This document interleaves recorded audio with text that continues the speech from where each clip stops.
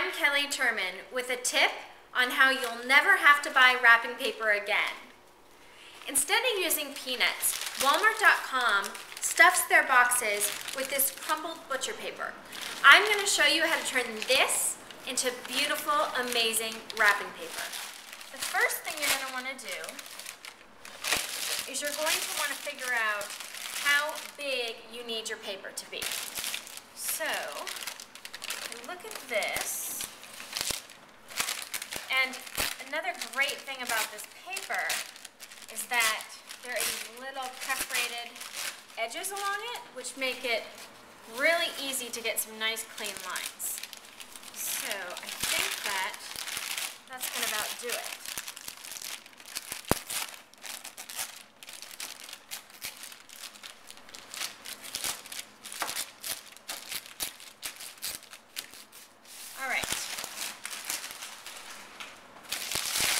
So now I have my piece of wrapping paper. You'll notice it's very crinkly. So we're going to go ahead and hit it with a light iron. Alright, so my iron's on.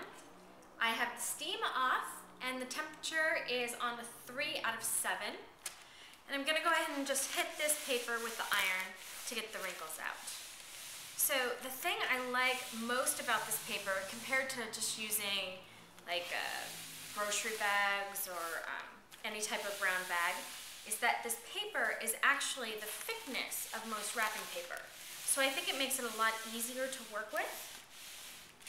So I'm just working out the wrinkles, and you don't need to worry about getting all of the wrinkles out. I think little creases in there actually add a nice look to it. But you do want to make sure that it's as wrinkle-free as possible so that you can actually wrap your gift in an easy fashion. Alright, so there you go. Just a quick pass with the iron, and I think we have some wrapping paper we can work with. So now it's time to decorate our paper.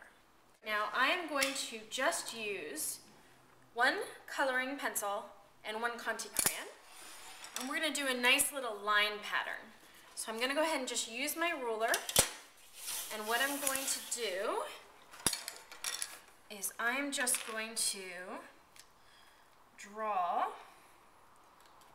with my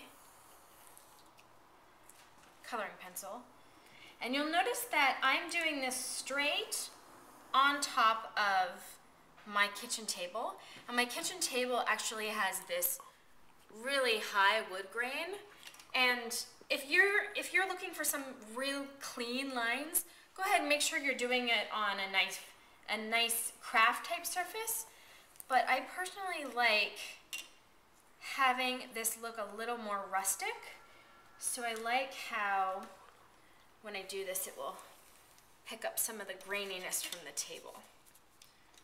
So I'm just going to keep going down my paper until I've gotten all the way across. So I've completed all my lines, so now I'm going to go ahead and hit it with a Conte crayon, which has just got a thicker line to it. And really the whole thing that I'm trying to obtain here is just a variance between a thin line with a really dark green color and then a thicker line with more of this lime green color. Gives it a little more dimension. Now, once again, this is really all about how you want to decorate the paper. But look at patterns that you have in, your drapes, your sheets, patterns that you see on wrapping paper in the store, and you basically just want to leverage some of those designs that you've seen to make your own wrapping paper version. So as you see, as I'm adding this second line, it just adds a little more dimension.